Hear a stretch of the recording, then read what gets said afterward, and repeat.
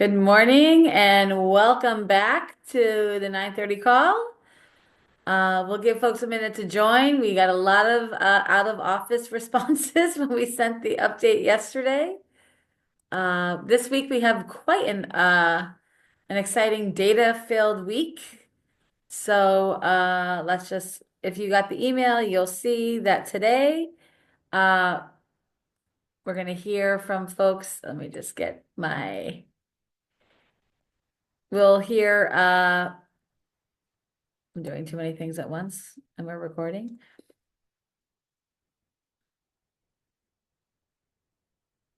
Well, we have too many people coming in the waiting room. So we'll just, hopefully folks had a nice break, time with friends and family, some rest. It is December, so that happened. And so here we are off and running, for the end of 2024.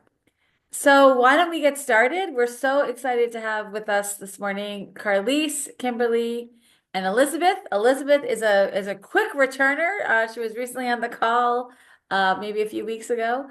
But I'll turn things over to you. And our first question for the 9:30 callers is for each of you to tell us a little bit about you and how you came to be in your current role. And we're so excited to hear the update. Thanks, Amy. Just for us, go ahead. Hi. Hi, everyone. I'll start off of the three in our group. My name is Carlise King, and I'm the Executive Director for the Early Childhood Data Collaborative at Child Trends. My journey in early childhood research began 24 years ago at the California Child Care Resource and Referral Network, where I worked my way up from a research associate to the research director. And during those 12 years, my research primarily focused on childcare costs, supply, analysis of childcare budget and policy proposals, as well as working with childcare resource and referral agencies to build a childcare data standardization project. I was fortunate enough to be mentored by Patty Siegel and Fran Kipnis, who showed me really the power of research when it's grounded in local and state policy conversations. So I've always focused on early childhood research. And for my career and for the last 12 years at Child Trends, I've been leading efforts to make childcare data more accessible nationally to promote its use in shaping more equitable policies. So for me, my work has always been about systems change and partners with communities to ensure families have what they need. So that's why I'm super excited to be with you guys today. I'll hand it over to Elizabeth. Well, and Carlise, where are you zooming in from the Monday after Thanksgiving? I'm sorry, what? Where are you zooming in from? Los Angeles, my home. So our West Coast, 6:30 in the morning, we have to have special appreciation for Carlise. Thanks so much. Carlise, Thanks for I mean, having me. Elizabeth. I have special appreciation for Carlise, given that I did not want to wake up and I am in the East Coast time zone. And I won't reiterate everything that I said a few weeks ago, but hi, everybody. My name is Elizabeth Pufall Jones, and I'm the Director of Preparation and Work Environment Programs at the Center for the Study of Child Care Employment at the University of California, Berkeley. And so in that work, I really look at how we're preparing educators for the field, and then how is the workplace supporting their well-being. And that's really been a focus of mine all through the different trajectories that I explained last week, really focusing on what are the conditions that we need to really support educators and support families and young children to have the best learning and care experiences possible. And I am here in Winthrop, Massachusetts, so just shouting out to y'all, even though I'm at Berkeley, and so Kimberlee. Thanks. Good morning, everybody. I am Kimberlee Belcher-Badal. I am the Executive Director for the National Workforce Registry Alliance. I am joining you from just south of DC, where it is too cold today. Um, and so for me, this is pretty much all the work I've done is with registries for almost all of my professional career. I actually started out in the classroom, kind of typical story of like I was a teacher's aide, and then I was a lead, and then I became a director of a program, and I was part of one of the states when I was living in Hawaii when they implemented their first registry. And then from there, I became a childcare apprenticeship coordinator and a teach scholarship program director in Nevada when they were just starting their registry there. So got very involved. And I think when I went into my doctoral work, I focused very heavily on registries and workforce data and really the benefit to the workforce as well as to policymakers.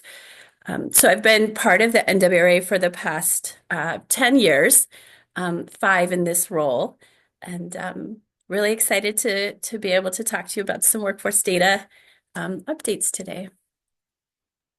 Thanks so much. And I think Carlise is going to share her screen. And what we would love is if you could send us the slides, and we will post them on our 9:30 call follow-up folder. And if during the presentation, maybe drop your emails in chat if they're not on the slides, so folks can connect. Thank you. Can everybody see the slides okay? Yep, All looks great. right.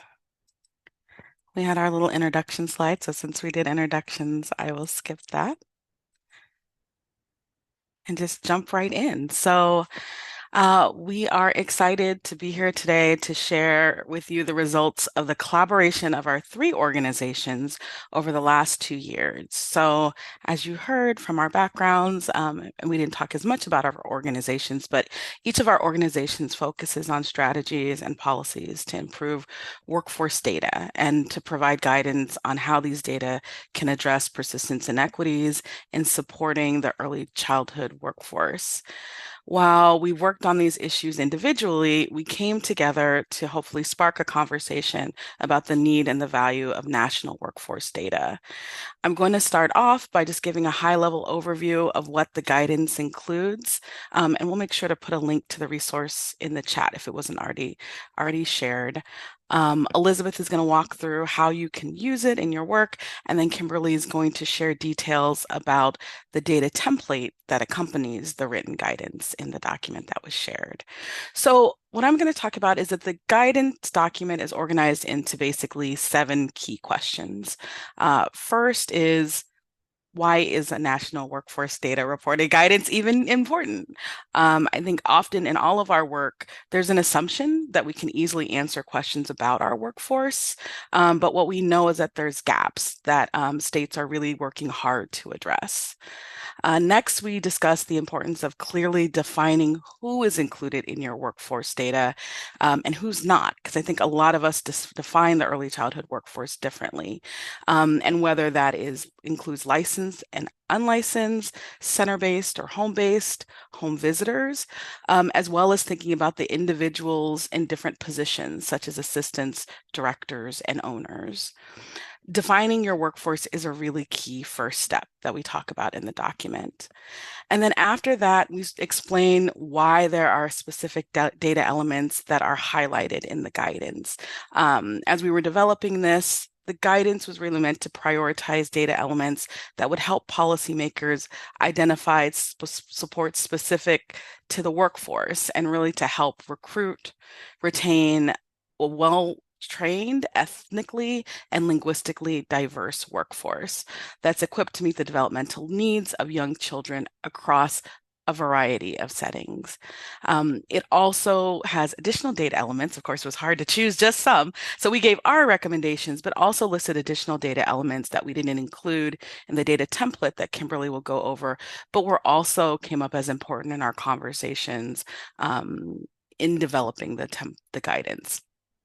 It also explains how the data guidance can be used in reporting and provides instructions on how to cite and share the guidance along with other resources about the workforce data deficit, gap, and issues that we've been having.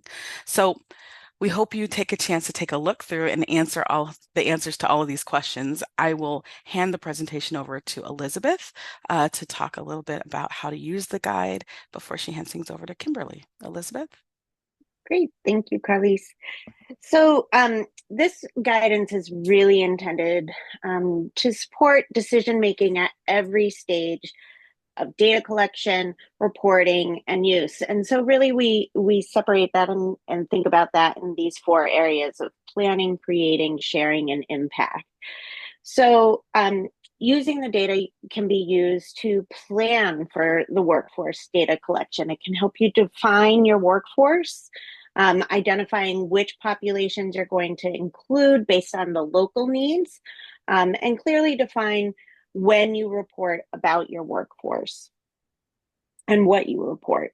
There's also the chance then to select the data elements that you're going to collect, choose the relevant data and levels of detail as a starting point, and gather input also from community members like educators, advocates like yourselves, researchers, and policymakers.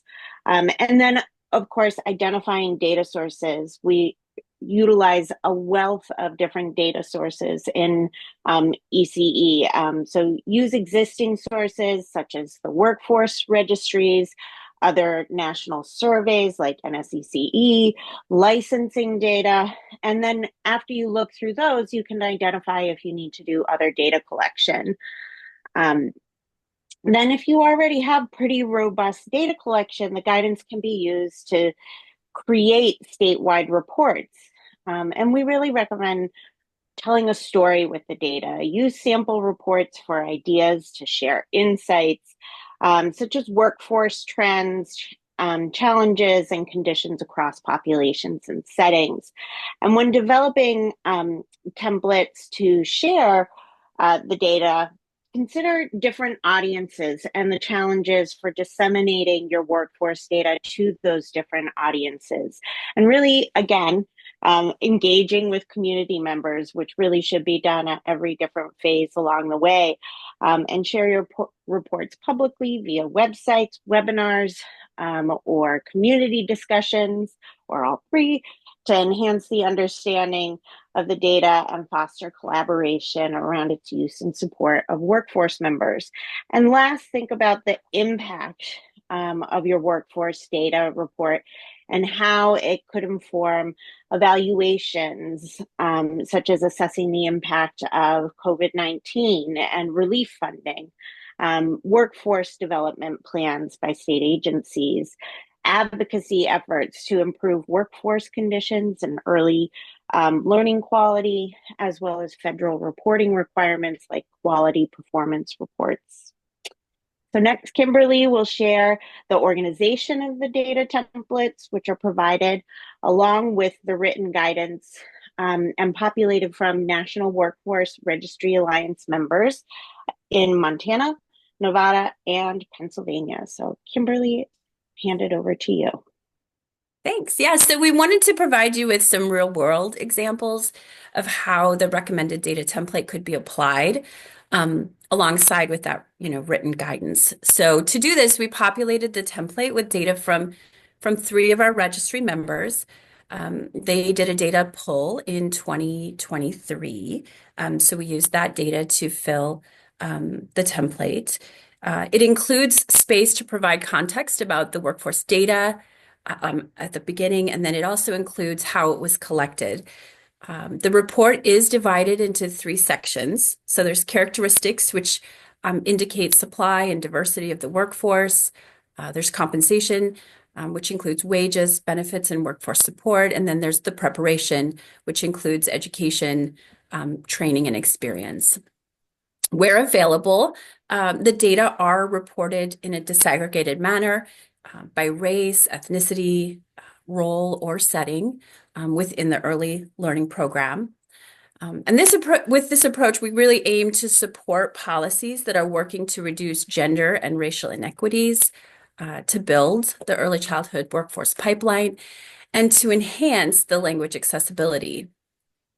The template also emphasizes the collection of data to monitor progress towards achieving compensation parity, as well as examining access to professional development and the resources that are there to support the early childhood professionals along their career pathway.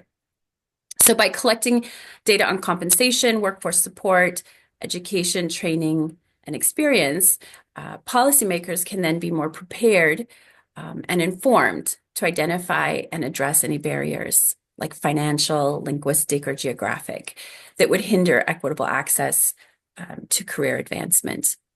So our goal for states was for them to really tailor the report to meet the local needs while also enabling cross-state comparisons so that we can understand the national trends.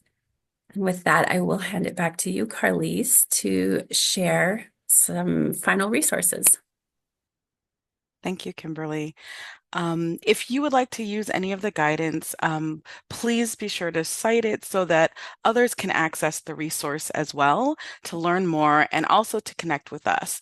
We would really love to hear about how the data templates might be being used or adapted to better meet the needs of states. Additionally, we've included some other documents that provide further information and guidance on collecting early childhood workforce data, which might also be helpful. So thank you for having us today. Our contact information is here, and we've left the rest of the time for any questions that you might have. Thank you so much. And I think, as it's so interesting to have the three organizations work on this. We are tomorrow hearing from Charlie Rosemond from the Data Quality Campaign, which will be an excellent kind of connection to this. But and Strategies for Children has a working relationship with Child Trends. So we meet with Carlise and her colleague Gabby once a month just to talk about kind of different data needs. As you think about states kind of embarking in this work, what are some lessons learned, like setting up the registries, collecting the data? Our Department of Early Education and Care has recently kind of added data dashboards, mostly around children and families. But can you talk a little bit about what it took to kind of get this done, looking across the country and at different states? Well, I'll start off. I think for all of our organizations, I said we were looking at this separately. For the Early Childhood Data Collaborative, our focus is on early childhood state integrated data. And I think from kind of our national surveys and assessment, we've been seeing that workforce data isn't necessarily always being integrated and linked with other information that we know about programs and children's needs. And so we've always worked with these two groups to think about like how we can build from there. We are seeing a growing, at least in our work, a growing focus, particularly in looking at COVID and wanting to understand trends in sort of how people got the funds out, the actual impact on the workforce, looking at challenges in recruitment. And we've been talking about how if we had sort of a comprehensive data system during COVID, how helpful that could have been to informing a lot of the work that was happening there. So I think we've been seeing it being speared just around the needs and the different questions. And now as states are working to rebuild their workforce. I don't know if I'll hand it to Elizabeth. No, I think I would just second everything Carlise is saying, and I would just add, one of the things that we really notice is that because everybody is collecting data in different ways and at different times, and definitions are different for different people, in a way this was trying to support folks to have a standardized way, but then also to think about what do they need to add for their local context to be able to support the workforce the best. And so really utilizing it as a jumping off point for folks to really start with this or look at how yours is matching up with this template to really jump off from there. Thank you. So Kimberlee Lucas has a question. Thank you, Carlise, Elizabeth, and Kimberlee. Can you talk about some of the key variables we should be collecting that you're hoping to have in the national set? And can you speak to what having a national data set would be more able to do for the field more broadly? I added an extra more. Yeah, I mean, I think we outlined what we thought were like the top pieces, especially how they inform policy. I think for us, one of the things we keep reiterating is, and we tried to do this in the guidelines, but like the question you want to answer really needs to drive the data collection. So for some states, the priority is compensation, right? So around those kind of questions, some are driven by benefits. Some are looking at retention. So I think when we think about the like lessons learned and the data elements, starting with those questions, that's really going to inform which data elements are a priority for your state. We did create the template here. We also did a recent project with the Bipartisan Policy Center in April of this year, and that also has workforce characteristics, sort of like the top 10 things policymakers need to know. So that's kind of, I think, a jumping off point for states. Thank you. I think that, I mean, for Massachusetts, we had so much policy passed in our state budget for last fiscal year, but I think the workforce is something that we're all been focused on, our early childhood agenda work with our work group. And I appreciate kind of all the levers like compensation. It's like what you just said. Thank you for that. Jan Gilpin, wondering if you've considered looking to the Head Start PIR for ideas on collecting data on the workforce. Some of the advantages of having this data collected annually is the ability to see trends over time. Also, creating similar questions can make it easier to share data across systems. It may be helpful to acknowledge the limitations of PIR data and use this as an incentive to create a more robust system. Yes, we did. We looked across, I'll say, all the different reporting systems. And I'll just say from our work with kind of like the early childhood integrated data piece, we wanted to create something that could apply to multiple settings. I know like one of the challenges of the workforce data is that for the PIR is that folks aren't able to have it at an individual level. So often it doesn't allow us to do kind of the disaggregation for different maybe communities, ethnicities, languages spoken, ages of children served in a way that we would want to.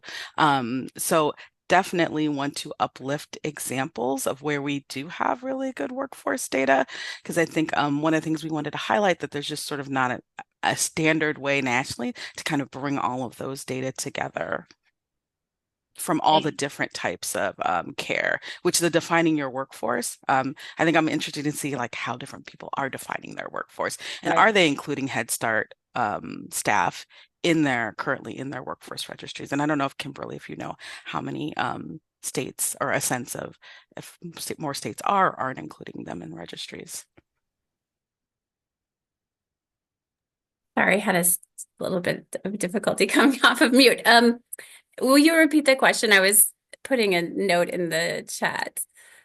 Oh, no, I was just saying, responding to the question about PIR and Head Start workforce data, and sort of how sort of it's separate from a lot of our data collection efforts are separate. So helpful to uplift examples, but I didn't know if you hadn't had a sense of how much Head Start data is being included in Head the Start's a registry. difficult one for us because for registries to have good data and have good saturation, there needs to be a policy in place that requires participation in the registry. The data is really a byproduct of the support and services that the workforce access through the registry. And Head Start typically can sort of circumvent that because they maybe don't require licensing or they keep their workforce members in their own system. So often we find that they're not participating in the registries as often as we'd like. That being said, we do have standards, for recognized registries that are common across, and that does include the Head Start population. Kimberlee, it sounds like it would be great to have you come back to do a kind of registry overview on the call, just about kind of, because I think it's such a critical part and all these considerations. Amy Chuckway added, can you share now or after this call some recent examples of how other states have used the registry data to evaluate the effectiveness and the impact of investments? And then Elizabeth added that the Workforce Index has an analysis how ARPA funds were used. Any other examples maybe to share on the call now about how states have used the registry to evaluate effectiveness? Yeah, Illinois has done a fantastic job. That's a really good example to look at where they actually tracked the participation in the scholarship program for the state through the registry, and they could actually then demonstrate retention, wage increases, and things like that. And that actually that data was leveraged to continue the program once the initial funding ran out. Ohio also has really fantastic data dashboards with a lot of examples of how they're using both the distribution of ARPA funds, eligibility for different types of programs, and then the longevity. I mean, their dashboards are almost live. They can tell you pretty quickly in terms of retention. They can see the influx or the continuity of workforce members, especially as it touches participation in different incentives and programs. So, And Carly, it's kind of back to what you said about like how we define the workforce. That's been something that we've been talking about, in the early childhood agenda work group number 2, which, when we think about early childhood, what spans that. You may be agnostic on how states define that, but are there anything to say about that, about the definition of just the workforce and how that connects to data and policy? Well, I think I think Kimberly talked about this a little bit too, right? Like the number of people that you have data on really impacts the ability Right. to sort of generalize any trends that you're seeing. So I think that's one of the ways that we emphasize it. Even if you don't have anyone, it's very valuable, but you want to provide the right context around whether or not it's primarily those that are only participating in your QRIS, right? What versus some states do have all licensed providers, but then that doesn't include necessarily unlicensed. And if your conversation is really about, say, training accessibility, that should include license as well as family, friend, and neighbor care, then you Right. want to acknowledge that they're not being captured in that data. We had a lot of conversations about the inclusion of home visitors in the programs, which Yeah. are part of staff for Head Start programs in early Head Start. So I think just thinking about in like even within roles and then types of programs, who you're including and who that might exclude depending on Yeah. which early childhood programs you really want to talk about with your workforce data. And then So I Kim think, Lucas added, first of all, I love the 9:30 call back and forth and all these excellent questions. And just want to appreciate Kimberlee, Carlise, and Elizabeth for all this incredible information. So can you talk about the interoperability with other data sources and things we might think about to make our data easier to connect to existing data sources? we talk about this a little bit in the template, and I know that both Berkeley and National Workforce Registry think a lot about this as well. I think just data standards, definitions, at the level at which we're collecting the data, those are kind of the main challenges that are often barriers to be able to combine them. And I'll pass it on because I know we're running to the end. If Elizabeth and you and Kimberly want to add in at that. Go ahead, Kimberly. yeah, I was just going to say having a shared vision within the state, I think, is the most important thing. So, it drives that breaking down sort of some of the territorialness. So, like having data share agreements on the back end to allow data to touch, that typically is driven by this sort of broader vision that the state is holding to answer questions and ensure, that the data touch. Yeah. Mhm. Well, And as I would Amy, oh, go ahead. Go ahead, Oh, I Elizabeth. was just going to say, and as often as possible to get down to the person and be in touch with at a person centered level as opposed to aggregated within Right. a group is really really important, and it's incredibly difficult. But with registries where you require where people are required to be a part of the registry, it makes those sorts of things possible. And does the project address the ECE workforce in public preschool programs? Yeah, I mean, I think we sort of lay out for states to define their workforce. So yes, it includes all different types of settings. And as Amy Checkaway says, some of us would happily stay on here all morning. Thanks for the meeting information. Really want to appreciate, especially Carlise for joining us from the West Coast, the Monday after Thanksgiving break, and just would love to have you come back anytime. You don't have to have a report or a brief.